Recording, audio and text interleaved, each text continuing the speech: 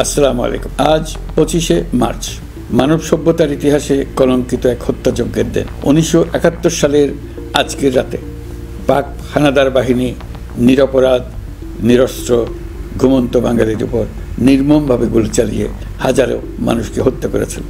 25শে March থেকেই এদেশের মানুষের সশস্ত্র প্রতিরোধ গড়ে তুলেছিল।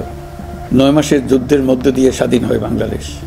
মহান স্বাধীনতা দিবসের প্রাক্কালে আমি গভীর শ্রদ্ধার সঙ্গে স্মরণ করছি মহান মুক্তিযুদ্ধের বীর শহীদদের, যাদের প্রাণের বিনিময়ে আমরা স্বাধীন সার্বভৌম বাংলাদেশ পেয়েছি। 9 মাসের রক্তক্ষয়ী যুদ্ধে লক্ষ লক্ষ শহীদ ও 2 লাখ নির্যাতিত নারীর আত্মত্যাগ পৃথিবীর মানচিত্রে বাংলাদেশ নামে একটি স্বাধীন ভূখণ্ডের জন্ম দিয়েছিল।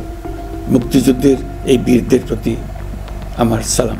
সেই সঙ্গে 24শে জুলাই অভ্যুত্থানে নিহত হাজারো শহীদ ও আহত, যারা বৈষম্য, শোষণ, নির্যাতন এবং নিপীড়নের বিরুদ্ধে বুক চিতিয়ে দাঁড়িয়েছিল, তাদের প্রতি সমগ্র জাতির পক্ষ থেকে আমি সশ্রদ্ধ সালাম জানাচ্ছি। জুলাই গণ অভ্যুত্থান আমাদেরকে যে বৈষম্যহীন বাংলাদেশ গড়ার স্বপ্ন পূরণের সুযোগ এনে দিয়েছে, সেই সুযোগ আমরা কাজে লাগাতে চাই। প্রিয় দেশবাসী, পবিত্র মাহে রমজানের সিয়াম সাধনা উপলক্ষে আপনাদের সকলকে আমার আন্তরিক মোবারকবাদ জানাচ্ছি। সেই সঙ্গে সকলকে জানাই পবিত্র ঈদ উল ফিতরের অগ্রিম শুভেচ্ছা। ঈদ মুবারক। এবারের ঈদ স্মরণীয়ভাবে আনন্দদায়ক হোক, এই কামনা করছি।